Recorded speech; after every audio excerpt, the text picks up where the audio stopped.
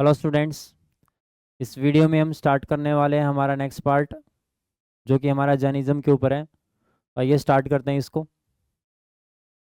Jainism जो religion है आपका, वो one of the oldest religion है वर्ल्ड का। और ये एंशियंट फिलोसफी के अंदर आता है। वर्ल्ड की जो एंशियंट फिलोसफीज़ हैं, जैसे कि हमने प्रीवियस पार्ट के अंदर वैदिक एज को पढ़ा था, वैदिक फिलोसफी को पढ़ा था, तो ऐसे ही जैनिज़्म भी काफ़ी पुराना है। It is also called the philosophy of Shramana. इसको हम बोलते हैं फिलोसफी ऑफ श्रमणा। इसके अंदर टोटल कुल मिलाकर के 24 तीर्थंकर यानी कि 24 धर्मगुरु हुए हैं भाई। और इन 24 तीर्थंकर में से जो फर्स्ट तीर्थंकर है, पहले जो गुरु थे, उनका नाम था ऋषभ देव। ठीक है। तो इसमें हम जो गुरु वर्ड है उसको हम किससे डिनोट करेंगे? इस वर्ड से डिनोट करेंगे, तीर्थंकर से। तो पहले तीर्थंकर का नाम था ऋषभ देव, और जो लास्ट 24th तीर्थंकर है उनका नाम था भाई महावीर स्वामी।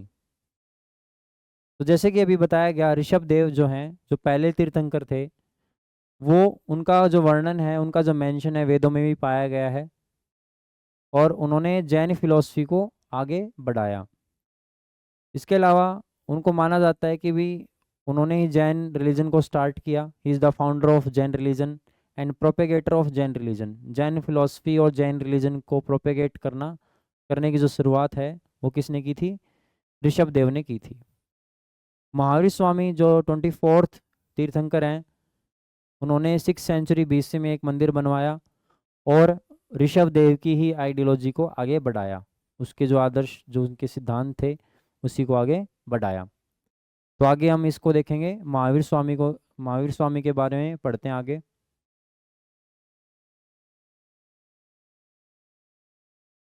तो महावीर स्वामी कौन है भाई? जैसे कि आपको अभी बताया गया, 24th तीर्थंकर आएंगे, 24वें धर्मगुरु हैं ये।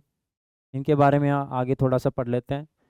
इनका जो जन्म है वो वैशाली रिपब्लिक में हुआ। वैशाली जो रिपब्लिक है वो कुंडलग्राम बिहार के अंदर है। इनके फादर का नाम है भाई सिद्धार्थ, जो कि जानत्रिक क्लैन के राजा थे। इनके फादर का नाम क्या था? सिद्धार्थ। इनकी मदर का नाम था भाई त्रिशला। महावीर स्वामी की मदर का नाम था त्रिशला। त्रिशला जो कि सिस्टर थी लिच्छवी नरेश की। लिच्छवी राजा जो थे, या लिच्छवी साम्राज्य के जो किंग थे, उनकी बहन जो थी त्रिशला। और ये मदर हैं महावीर स्वामी की।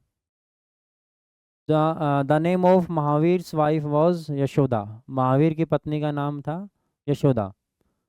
महावीर के जो बचपन का नाम था वो था वर्धमान। ठीक है, इनको बचपन में वर्धमान के नाम से बुलाते थे। तो बचपन में काफ़ी ब्रेव थे भाई, तो इनका नाम रख दिया गया महावीर।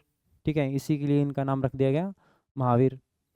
महावीर जो हैं वो एक रॉयल फैमिली से बिलोंग करते हैं, और इन्होंने 30 साल की उम्र में अपना घर छोड़ दिया। अपने जो राज्य साम्राज्य है, जो सुख सुविधाएं होती हैं किसी भी राज्य की, वो छोड़ दी। और किस लिए छोड़ी वो सुख सुविधाएं? To set out in search of knowledge. Knowledge की खोज के लिए, मतलब वो ज्ञान प्राप्त करना चाहते थे। ठीक है, रियल मीनिंग क्या है लाइफ का, ये सब जानने के लिए उन्होंने अपना घर, जो है परिवार, राज्य, सब कुछ छोड़ दिया।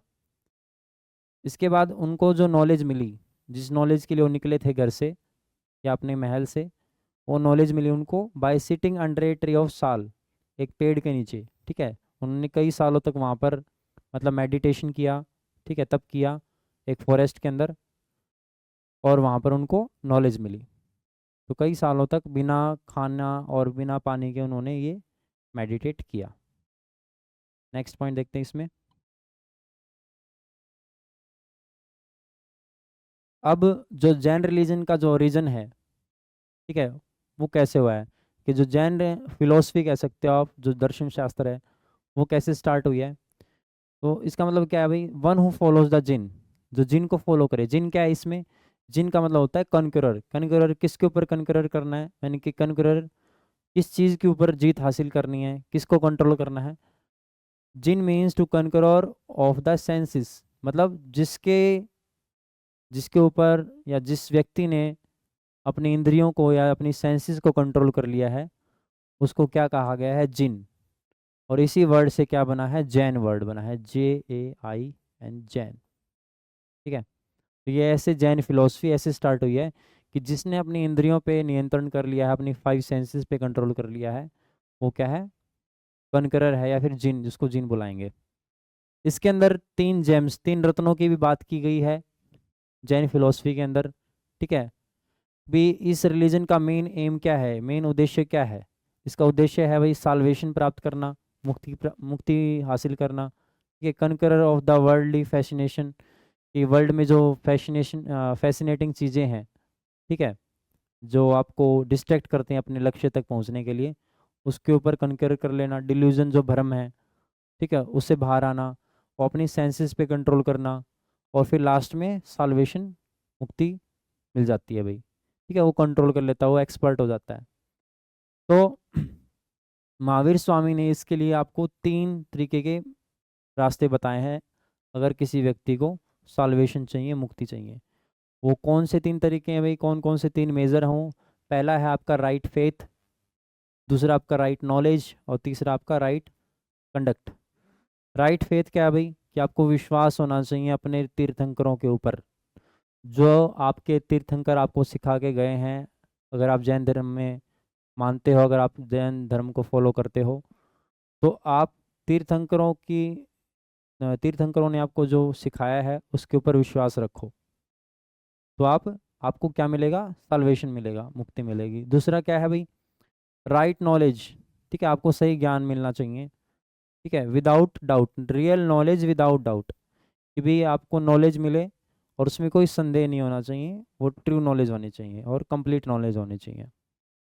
तो अगर आपको एक कंप्लीट नॉलेज चाहिए तो सभी ह्यूमन बींग्स को क्या करना पड़ेगा, should study and follow the teachings of Tirthankaras. इसमें भी तीर्थंकराज के बारे में ही बोला गया है भाई, कि अगर आपको सही टीचिंग, अगर सही नॉलेज चाहिए, तो आप तीर्थंकराज को फॉलो करो। इसके बाद लास्ट में क्या है, तीसरा जेम या तीसरा रत्न के बारे क्या बताया गया है, वो आपका one can attain true knowledge only by controlling his senses.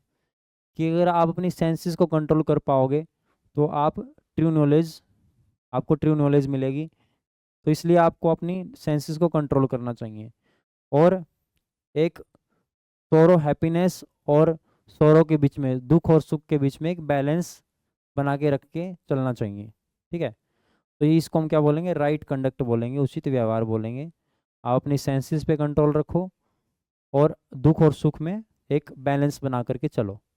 तो ये 3 मेजर्स किसने दिए थे भाई, इंपॉर्टेंट पॉइंट है ये दिए थे महावीर स्वामी ने दिए थे।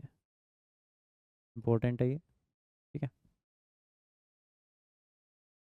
नेक्स्ट देखते हैं आगे। अब हम बात करेंगे 5 महाव्रत या 5 महाव्रतास के बारे में। व्रत जो इसको हम बोलते हैं फास्ट रखना, ठीक है, उसके बारे में हम बात करते हैं। जैन फिलॉसफी में कौन से 5 महाव्रत हैं। तो इन 3 मीन्स जिसके बारे में बात कर रहे थे, साल्वेशन। ठीक है, साल्वेशन प्राप्त करने के लिए जो 3 मेजर्स बताए गए हैं, जो हाउस होल्डर्स हैं, यानी कि जो जो गृहस्थ जीवन में है, तो उनको 5 महाव्रतों को फॉलो करना चाहिए। ठीक है, वो 5 महाव्रत कौन कौन से हैं भाई। सबसे पहला है नॉन वायलेंस, अहिंसा। दूसरा है ट्रुथ, सच्चाई। तीसरा है आपका नॉन स्टीलिंग, चोरी ना करना। और फिर चौथा है आपका ये नॉन अटैचमेंट। ठीक है, तो ऐसे करके ये आपके महाव्रत हो जाएंगे, non violence, truth, non stealing और नॉन अटैचमेंट। और एक और रह गया आपका 5th, सेलिबेसी। 5वां जो महाव्रत है वो है आपका सेलिबेसी। ठीक है, तो आपको त्रिरत्न भी फॉलो करना चाहिए और ये 5 महाव्रत भी फॉलो करने चाहिए। आगे देखते हैं इसमें आगे। इसके बाद आता है इन 5 महाव्रतों को एक एक करके या फिर समझाया गया है, इसमें देखते हैं आगे। जैसे सबसे पहला है आपका नॉन वायलेंस, जिसको हम बोलते हैं अहिंसा करना। ठीक है, अहिंसा। तो नॉन वायलेंस क्या है, बेसिक मंत्र है ये महावीर का और जैनिज्म के अंदर। किसी के साथ लड़ाई झगड़ा नहीं करना चाहिए। तो real non violence is non violence by thought deed और वर्ड। तो रियल नॉन वायलेंस क्या है? मतलब आप किसी को नुकसान ना पहुंचाओ, वो सिर्फ फिजिकली नहीं होता कि आप उसको फिजिकली नुकसान पहुंचा रहे हो तो वही वायलेंस है। मतलब वायलेंस के और भी तरीके होते हैं, जैसे किसी को कुछ बुरा बोल दिया, ठीक है, कुछ बुरा काम कर दिया, तो ये सब ना करें। मतलब उसमें सिर्फ एक्शन नहीं होता, नॉन वायलेंस के अंदर ये है कि आप बुरा बोले भी नहीं, ठीक है, आपके अंदर बुरे विचार भी नहीं आने चाहिए, आप बुरे कर्म भी ना करो, ये इसी के अंदर आता है। उसके बाद आता है अमृषा, अहिंसा के बाद आता है अमृषा। अमृषा मतलब ट्रुथ। तो महावीर के अकॉर्डिंग हर एक व्यक्ति को सच बोलना चाहिए, ठीक है, हर एक सिचुएशन में सच बोलना चाहिए, और अनट्रुथ को अडॉप्ट नहीं करना चाहिए। चाहे आप कितने भी, आप किसी चीज़ से आपको डर लगता हो, लेकिन झूठ नहीं बोलना चाहिए, ठीक है। और यहाँ तक ये बोला गया है कि do not speak untruth even in laughter, यानी कि हंसी मजाक में भी झूठ नहीं बोलना चाहिए, ठीक है, सच बोलना चाहिए। अगला है अस्तेय। अस्तेय मतलब नॉन स्टीलिंग। नॉन स्टीलिंग चोरी ना करना। इसका मतलब कि भी अगर कोई व्यक्ति चाहता है कोई चीज़, उसकी इच्छा है, तो बिना परमिशन के, बिना उसको जाने में भी अगर कोई चीज़ किसी है, किसी और की है, और बिना पूछे कोई दूसरा व्यक्ति उसको उठा ले, तो उसको स्टीलिंग कहेंगे, चोरी करना ही बोलेंगे। तो ऐसा नहीं होना चाहिए, ठीक है। तो नॉन स्टीलिंग के बारे में इसमें बताया गया। फिर इसके बाद है aparigraha. Not accumulating things more than necessary is called non attachment. कि अपरिग्रह का मतलब है नॉन अटैचमेंट, कि भी ज़रूरत से ज़्यादा चीज़ें आपके पास नहीं होनी चाहिए। जितनी आवश्यकताएं आपको हैं लाइफ में, जिन रिसोर्सेज को यूज़ करने की, उन्हीं रिसोर्सेज का यूज़ आपको करना चाहिए। और लास्ट में इसमें बताया गया है सेलिबेसी, यानी ब्रह्मचर्य जिसको कहते हैं, ठीक है, ब्रह्मचर्य या सेलिबेसी। तो आप इसके लिए क्या करेंगे भाई? ऑब्टेनिंग नॉलेज, ज्ञान प्राप्त करेंगे, ठीक है, and power by staying away from the attachment and lust, not using anything excessively. कि किसी भी चीज़ का एक्सेस यूज़ ना करें, ठीक है, अटैचमेंट ना हो, किसी से मोह ना हो, ठीक है, और अपनी सेंसेस के ऊपर कंट्रोल करें। आपकी जो सेंसेस आपको, आपके ऊपर हावी ना हो, ठीक है, आप सेलिबेसी ब्रह्मचर्य का पालन करें। नेक्स्ट देखते हैं आगे। आगे है इसमें समुदाय आ जाते हैं इसके अंदर। आपके जैनिज्म के अंदर भी दो ग्रुप्स आ जाते हैं इसमें, ठीक है। जैनिज्म दो हिस्सों में बटा हुआ है, एक तो आपका है दिगंबर, दूसरा है श्वेतांबर। तो महावीर स्वामी ने निर्वाण अटेन किया। कब किया भाई? 527 बीसी।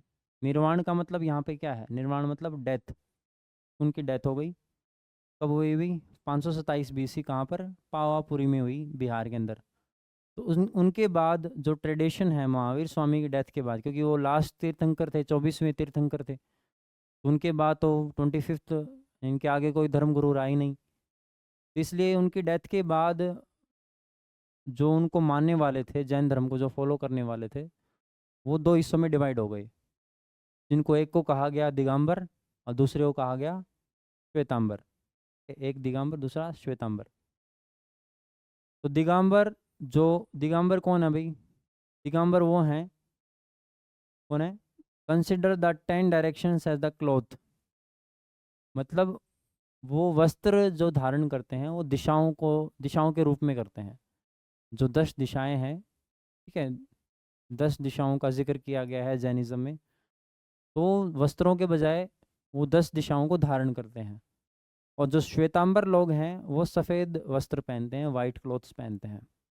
इसमें ये समझाया गया है। तो हम ये देख पा रहे हैं कि thus we see that the principles propounded by the भगवान Mahavir are absolutely relevant to this age।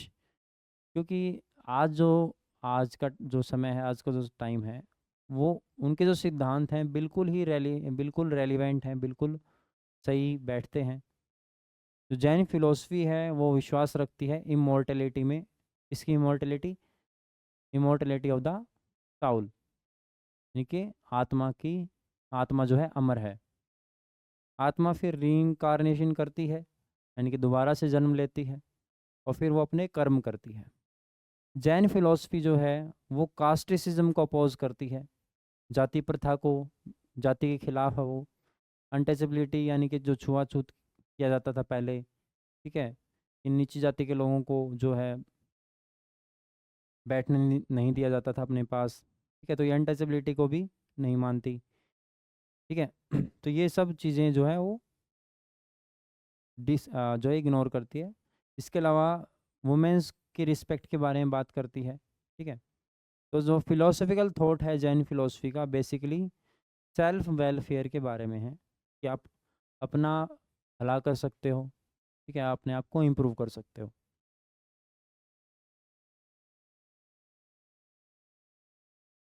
Next देखिए, अब आगे हमारा स्टार्ट हो जाएगा बुद्धिज़्म। ये था हमारा जैनिज़्म यहाँ तक, ठीक है।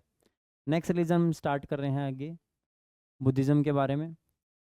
तो बहुत सारे मतलब ये कह सकते हो कि आप इंडिया के अंदर, भारत के अंदर बहुत सारे फिलोसफिकल थिंकर्स हुए हैं। जैसे अभी हमने कवर किया जैनिज़्म के बारे में, ठीक है, उसमें 24 तीर्थंकर थे, ठीक है, 24 तीर्थंकराज। तो ऐसे ही बुद्धिज़्म भी एक, ये मान लीजिए, एक ऐसा ही रिलीजन है। जो हमारे ग्रेट फिगर हैं गौतम बुद्ध, इनका नाम आपने सुना होगा। तो उनका जो जन्म था वो 6 सेंचुरी BC में हुआ था। मतलब ये महावीर स्वामी के टाइम के ही हैं, उन्हीं के टाइम पर थे ये, ठीक है। जिन्होंने अपनी आवाज़ उठाई किसके खिलाफ? ऑर्थोडॉक्सी एंड सोशल कॉम्प्लेक्सिटी, यानी कि जो ऑर्थोडॉक्स सिस्टम चला रहा है, पुरानी रीतियाँ, अंधविश्वास जो चला रहा है, उसके खिलाफ। जो सोशल कॉम्प्लेक्सिटी है, जो समाज में असमानताएं हैं, उसके खिलाफ उन्होंने आवाज़ उठाई और बुद्धिस्ट फिलॉसफी, अपनी एक खुद की फिलॉसफी स्टार्ट की, ठीक है। तो किन्होंने स्टार्ट की भी है? गौतम बुद्ध। तो हम गौतम बुद्ध के बारे में भी आगे हम थोड़ा सा पढ़ेंगे।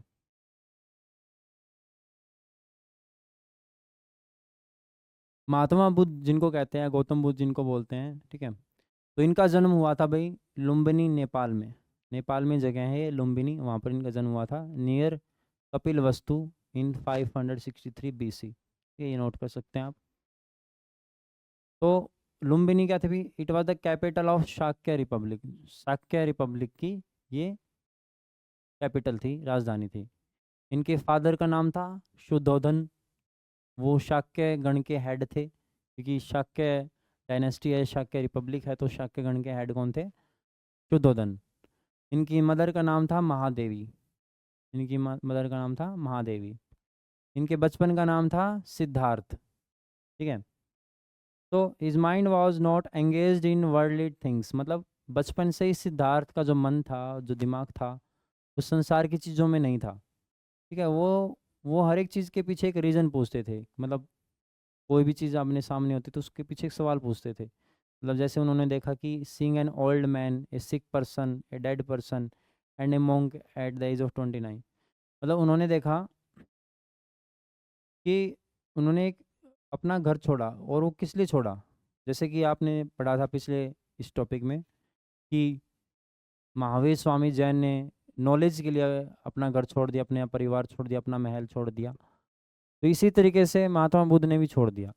और उसके पीछे का रीज़न क्या रहा है? उसके पीछे का रीज़न यही रहा है कि भाई जब उन्होंने देखा, जब वो अपने महल से बाहर निकले, क्योंकि महल में उनको सारी सब तरह की सुविधाएं दी जा रही थी, वो कभी बाहर नहीं गए थे, लेकिन जब निकले बाहर तो उन्होंने देखा कि सीइंग एन ओल्ड मैन, उन्होंने एक बुजुर्ग व्यक्ति को देखा, एक बीमार व्यक्ति को देखा, एक सिक पर्सन, एक मरे हुए व्यक्ति को देखा, और लास्ट में एक मोंक, एक साधु को देखा। इन सब चीज़ों को देख करके उन्होंने फिर सोचा कि नॉलेज तो कहीं और है, मेरे महल में नहीं है, ठीक है। तो उन्होंने 29 ईयर्स की एज में अपना सब कुछ छोड़ दिया, किंगडम छोड़ दिया, और वो नॉलेज की सर्च में निकल पड़े, ज्ञान की प्राप्ति के लिए निकल पड़े। जो इंसिडेंट था, जब उन्होंने अपना घर छोड़ा, अपना महल छोड़ा, इस इंसिडेंट, इस घटना को हम बोलते हैं महाभिनिष्क्रमण। इस इंसिडेंट को बोला जाता है, इंपॉर्टेंट पॉइंट है ये, कि जब उन्होंने घर छोड़ा, अपना महल छोड़ा, महावीर सॉरी महात्मा बुद्ध ने, तो इस प्रोसेस को बोला जाता है, या इस इंसिडेंट, इस घटना को बोला जाता है महाभिनिष्क्रमण, ठीक है, महाभिनिष्क्रमण बुद्धिस्ट लिटरेचर में कहा गया है इसको। नेक्स्ट देखते हैं आगे।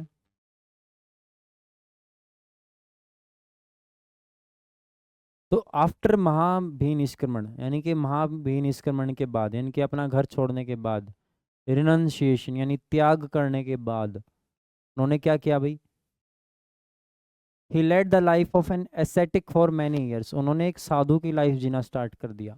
ठीक है, एसेटिक मतलब जो अपने ही, जिसको वर्ल्ड में जो चीज़ें हैं उससे सहारे ना रहे, अपने आप में जो खुश रहता है उसको बोलते हैं एसेटिक। ठीक है, जो बाहरी चीज़ों से अपनी खुशी ना ढूंढे, अपने अंदर से जो खुशी ढूंढे उसको बोलते हैं एसेटिक। तो सबसे पहले उन्होंने क्या किया, went to an ascetic named Alara known as Alara Kalam, Alara Kalam to acquire knowledge. Alara Kalam के नाम के एक एसेटिक साधु के पास गए नॉलेज प्राप्त करने के लिए, लेकिन उसकी जो क्यूरियोसिटी थी, उसके जो सवाल थे, उसको पूरा नहीं कर पाए।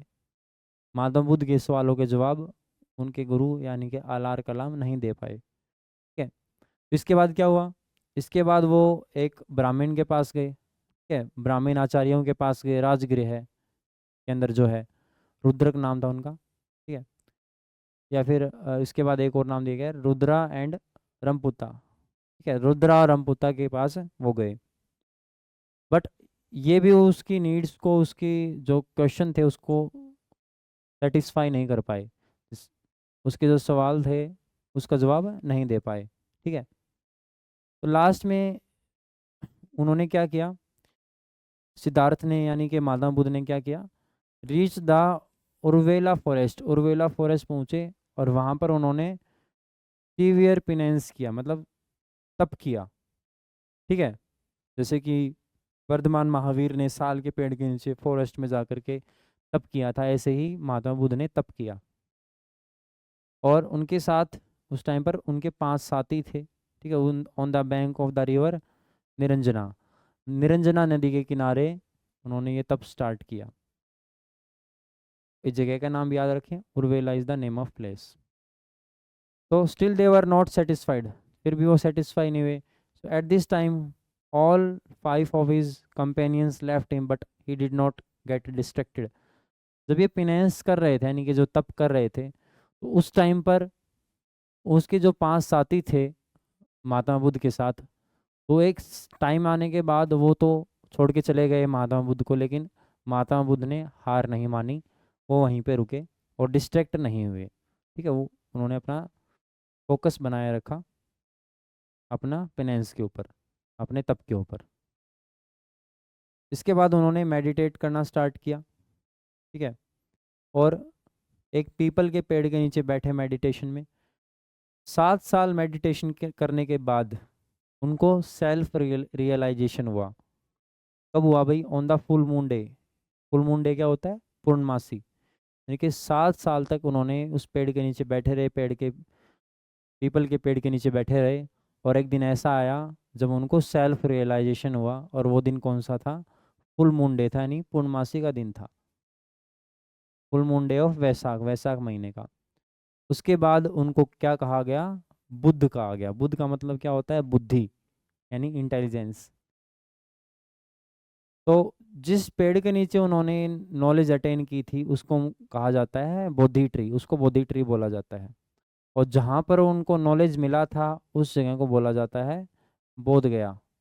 बोध गया कहाँ पर है, बिहार में है Bodh Gaya. This event of his life was called Sambodhi, इस इवेंट को कहा जाता है संबोधि। ये जब उनको नॉलेज मिला, ज्ञान मिला। नेक्स्ट देखते हैं आगे।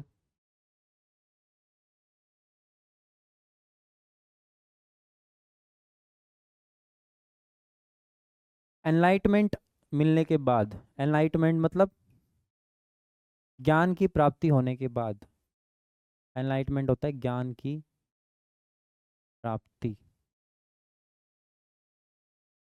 महात्मा बुद्ध ने अपना पहला उपदेश दिया, पहला सरमन दिया, कहाँ पर, two Banjaras named Tapasu and Mallik along with 5 companions in Sarnath.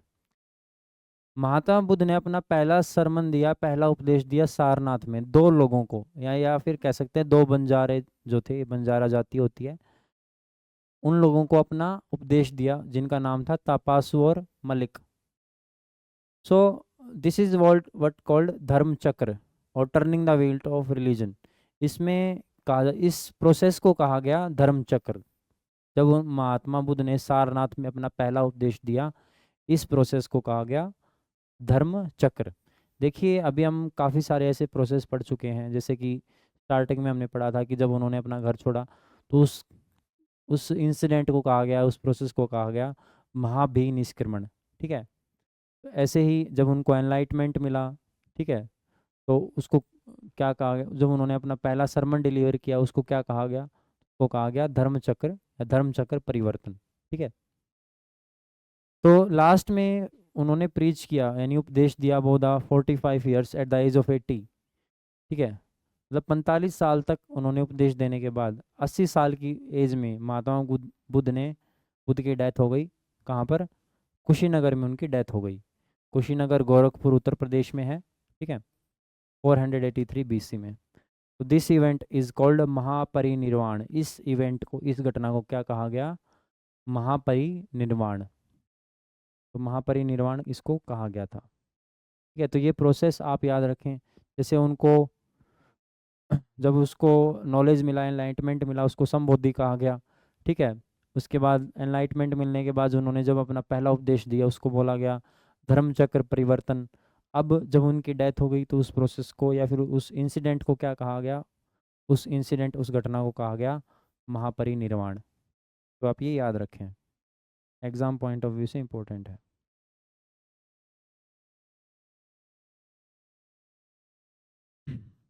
Gautam Buddha के जो फॉलोअर्स हैं वो दो हिस्सों में डिवाइड हो गए, फिर दो पार्ट हो गए गौतम बुद्ध की डेथ के बाद। तो जो जो मोंक जो मतलब इसमें दो तरह के ग्रुप थे। ठीक है, इसमें पहले तो थे मॉन्क्स और दूसरे थे वर्शिपर्स। मोंक जो थे वो सिंपल लाइफ में विश्वास रखते थे। ठीक है, और बुद्धिस्ट फिलोसफी को फॉलो करते थे। और जो वर्शिपर्स थे वो बुद्धिस्ट फिलोसफी को तो फॉलो करते थे बट डोमेस्टिक लाइफ भी जीते थे। सिंपल सा डिफरेंस ये है कि जो मोंक हैं वो बुद्धिस्ट फिलोसफी जो है इनके, बुद्ध ने उनको जो सिखाया है वो उसको आगे बढ़ाना है, संसार में दुनिया में आगे लोगों को देना है। लेकिन जो वर्शिपर्स हैं वो बुद्धिस्ट फिलोसफी को अपने आप पर, अपने खुद पर लागू तो करते हैं, लेकिन उनको एक अपनी डोमेस्टिक लाइफ यानी कि एक गृहस्थ जीवन भी जीना है। ठीक है, फैमिली भी आगे बढ़ानी है। तो जैसे महावीर थे, Mahavir Swami, Mahatma Buddha was a also a preacher of humanity. वो भी ह्यूमैनिटी यानी कि इंसानियत में विश्वास रखते थे, मानवता में विश्वास रखते थे। तो with his teachings he freed the sufferings of people and told them the way to attain continuous peace. तो उन्होंने भी ऐसे उपदेश दिए जैसे महावीर स्वामी ने दिए थे। ठीक है, आपने पिछले टॉपिक में पढ़ा था। तो ऐसे उपदेश किसने दिए थे? गौतम बुद्ध ने दिए थे।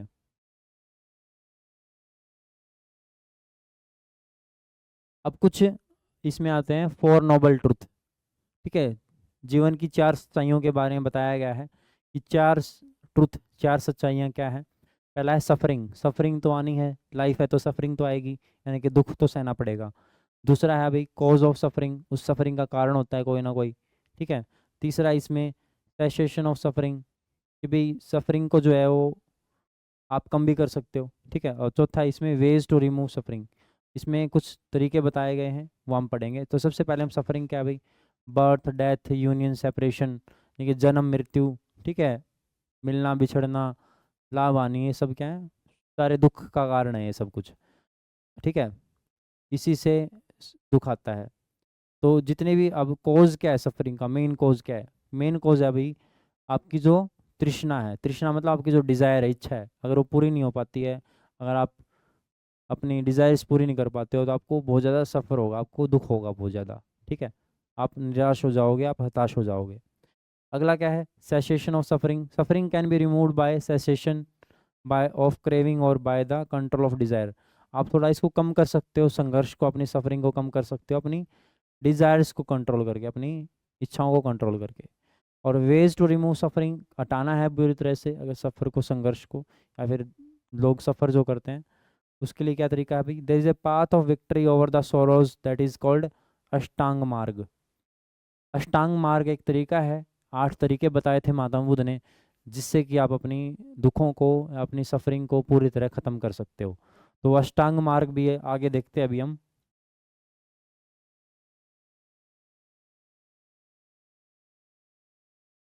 तो अष्टांग मार्ग कौन कौन से हैं देखिए, इसको हम बोलते हैं 8 फोल्ड पाथ। गौतम बुद्ध ने कहा था, क्या बोला था, craving should be eradicated to attain nirvana. ठीक है, कि निर्वाण प्राप्त करने के लिए, निर्वाण एक प्रोसेस बताया था, एक इंसिडेंट बताया था, निर्वाण यानी कि साल्वेशन, मुक्ति प्राप्त करने के लिए भी क्रेविंग का ख़त्म करना बहुत ज़्यादा ज़रूरी है। क्रेविंग मतलब आपकी जो इच्छाएं हैं, आपकी जो डिज़ायर्स हैं, और इसके लिए उन्होंने उसको क्या करना पड़ेगा अभी, a man should follow the 8 fold path. अगर आप 8 तरीकों को अपना लेते हो अपनी लाइफ में, अपने जीवन में, तो अपनी इच्छाओं के ऊपर आप कंट्रोल कर पाओगे और आपको साल्वेशन प्राप्त होगा, अगर आपको मुक्ति प्राप्त होगी। सबसे पहले किस पाथ के बारे में बताया गया है, ये हम देख लेते हैं। तो सबसे पहले है राइट अंडरस्टैंडिंग। ठीक है, राइट, आपको अंडरस्टैंडिंग अच्छे से होनी चाहिए चीज़ों के बारे में। Believe in fourth noble truth arise by distinguishing between truth and untruth, sin and virtue etcetera. आपको पता होना चाहिए जो 4 नोबल सत्यों के बारे में, जैसे हमने पीछे डिस्कस किया था, कि भी सच, झूठ, पाप और पुण्य। ठीक है, इस तरीके एक्सेट्रा, इन चीज़ों के बारे में आपको डिफरेंस करना आना चाहिए कि क्या चीज़ झूठ होती है, क्या सच होता है, क्या चीज़ करना बुरा है, क्या चीज़ करना अच्छा है, क्या बुराई है, क्या अच्छाई है। ठीक है, तो राइट अंडरस्टैंडिंग होनी चाहिए आपको उस चीज़ के बारे में। अगला है राइट थॉट, आपके दिमाग में अच्छे थॉट आने चाहिए। ठीक है, कि भी अगर आप अपनी क्रेविंग को शांत रखना चाहते हो, मेंटल और मोरल डेवलपमेंट चाहते हो, ठीक है, तो आप अपने अंदर शुद्ध विचार लेकर के आओ। अगला है राइट स्पीच, अच्छा बोलना चाहिए। ठीक है, ये है। अगला है राइट एक्शन, अच्छे काम करने चाहिए, अच्छे कर्म करने चाहिए। अगला है right livelihood, adopting appropriate methods for one's livelihood, कि अपनी आजीविका कमाने के लिए, जहाँ से आप कमाते हो, जो तरीका आपका कमाने का, आपका जिससे आपका घर चलता है, वो तरीका सही होना चाहिए। आगे है राइट एफर्ट, आपका जो प्रयास है, आप जो काम करते हो, वो आपका प्रयास एक राइट डायरेक्शन में होना चाहिए, पॉजिटिव डायरेक्शन में होना चाहिए। ठीक है, work work diligently to put the body in good condition, कि आप अपनी बॉडी को, अपने दिमाग को अच्छी कंडीशन में रख पाओ। ठीक है, अगला है राइट माइंडफुलनेस, इसमें क्या बताया गया, always remember your mistakes and try to act with prudence and caution. आपने जो पास्ट में गलतियां की हैं उसको दोबारा से ना दोहराएं। ठीक है, अपनी मिस्टेक्स के ऊपर काम करें, अपनी गलतियों पे काम करें और ध्यान रखें, सावधानी रखें। नेक्स्ट है राइट कंसंट्रेशन, आपका जो ध्यान है वो सही चीज़ों पे होना चाहिए, मेडिटेशन आपको करना चाहिए, आपको अपने दिमाग को ट्रेन करना चाहिए मेडिटेशन के थ्रू। तो ये इस तरीके से 8 फोल्ड पाथ महात्मा बुद्ध ने बताए अपनी लाइफ को सिंपल बनाने के लिए। ठीक है, जो ये अष्टांग मार्ग इसको बोलते हैं, अष्टांग अष्टांग मार्ग जो अपना लेता है वो सॉल्यूशन प्राप्त कर लेता है।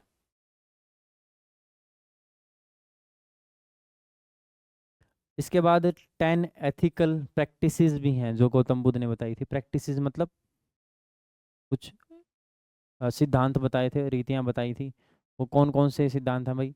सबसे पहला है नॉन वायलेंस, अहिंसा, truth, not using aromatic substances, abandoning soft bed, non-stealing detachment, celibacy, not eating ultimate untimely food, renunciation of dance and singing, and renunciation of lust and wealth। तो ऐसे कुछ 10 एथिकल तरीके बताए हैं, नैतिक तरीके बताए हैं महात्मा बुद्ध ने, जिसको आप नोट कर सकते हैं।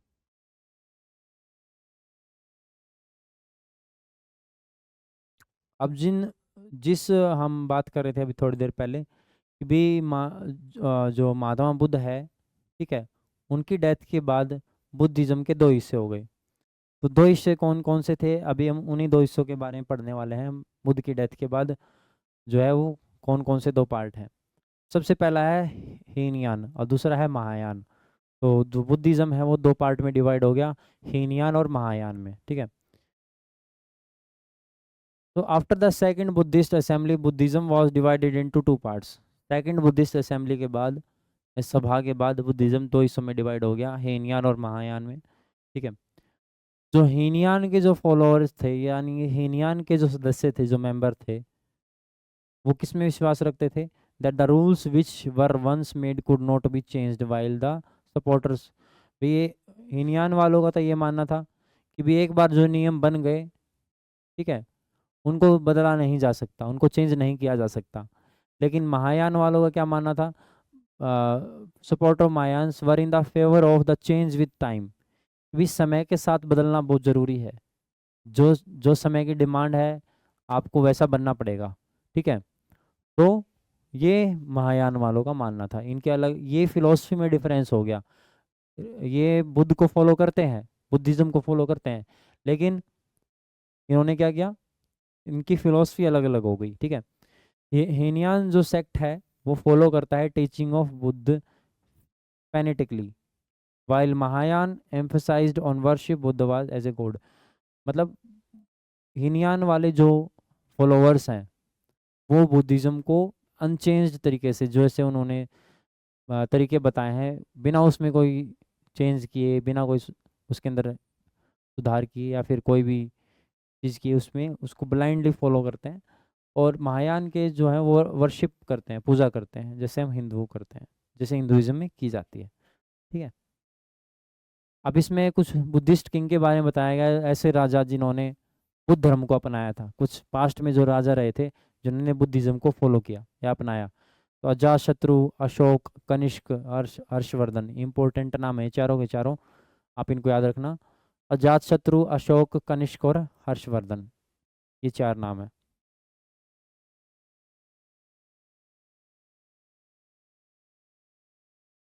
अब बुद्धिज्म पूरे वर्ल्ड में कैसे फैला ये देखते हैं।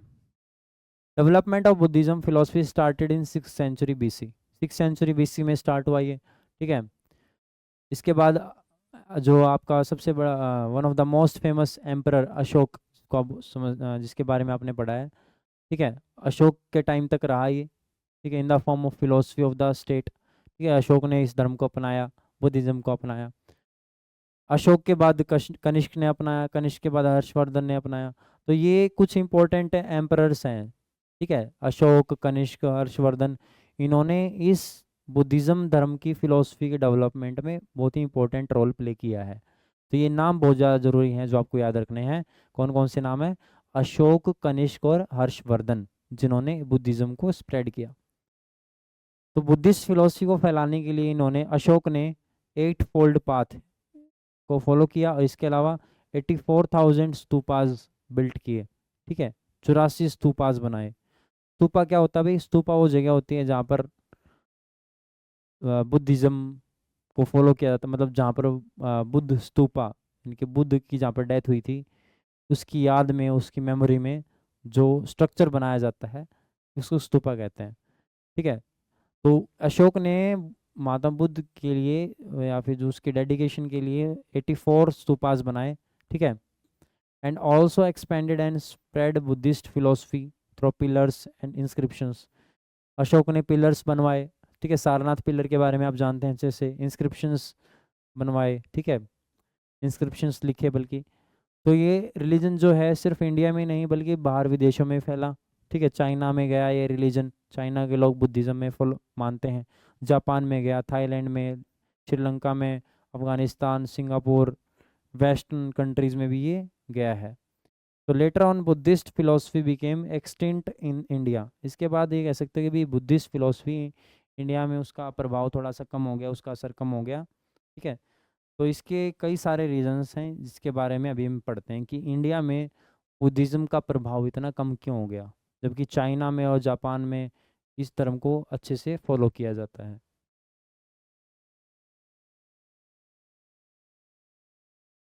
इंटरनल कोज हैं, कुछ आंतरिक कारण हैं जिसके कारण बुद्धिज़्म कम हुआ इंडिया में। ठीक है, तो in order to counter Buddhist philosophy, scholars of Hindu Buddhist philosophy को काउंटर करने के लिए, समझने के लिए, ठीक है, जो स्कॉलर्स थे हिंदू, हिंदू जो विद्वान थे, ठीक है, उन्होंने क्या किया? propagated the path of knowledge and devotion as told in the Vedas in place of rituals, due to which Buddhist philosophy began to fade। कि भी आपने पढ़ा है जो वैदिक हमारा लिटरेचर के ऊपर जो या वैदिक फिलोसफी के ऊपर जो हमारा प्रीवियस लेक्चर था, उसमें हमने पढ़ा था कि वैदिक फिलोसफी की जो नॉलेज है, ठीक है, वो हमारे पूरे भारत में फैली, और उसके अंदर डिवोशन दिखाया हमारे देश के लोगों ने, एक तरीके से समर्पण दिखाया, उसके रिचुअल्स फॉलो किए जाने लगे। तो वैदिक एज के अंदर वैदिक फिलोसफी को काफ़ी अच्छे से फैलाया गया और काफ़ी अच्छे से माना गया।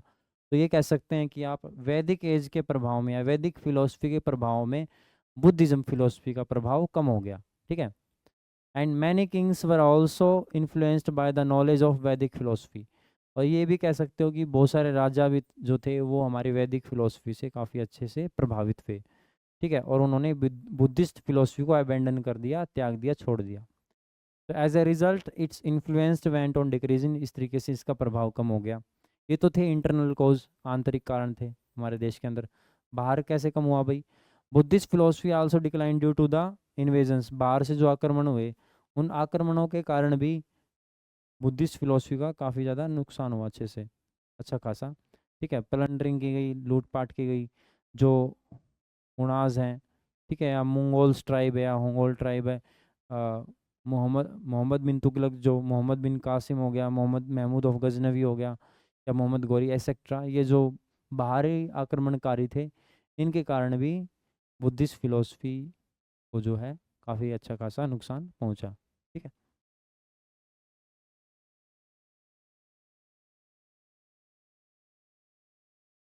तो हम देख सकते हैं कि भाई आज जो बुद्धिस्ट फिलोसफी है पूरी, मतलब भारत देश में तो है, लेकिन बाकी कंट्रीज़ में है, जैसे अभी हमने एग्जांपल्स पढ़े, चाइना में है, जापान में है, ठीक है, श्रीलंका में भी है, और कुछ वेस्टर्न कंट्रीज़ में भी है।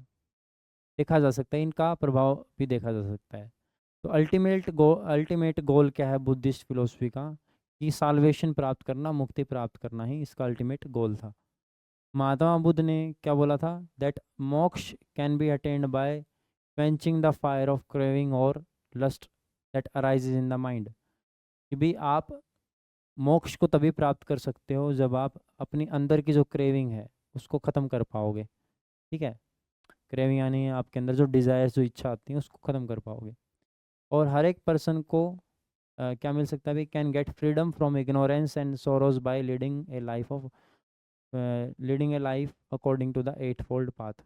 और किसी व्यक्ति को अपने अगर दुखों से छुटकारा चाहिए, ठीक है, तो वो इसको फॉलो कर सकता है, एट फोल्ड पाथ, जो अष्टांग मार्ग बताए हैं, ठीक है, महात्मा बुद्ध ने, उसको ये फॉलो कर सकता है। तो इस पार्ट के अंदर हमारा ये टॉपिक कंप्लीट होता है जैनिज़्म और बुद्धिज़्म का। बाकी बचा हुआ चैप्टर हम नेक्स्ट वीडियो में कंप्लीट करेंगे। तब तक आप इसको रिवाइज करें। Thank you.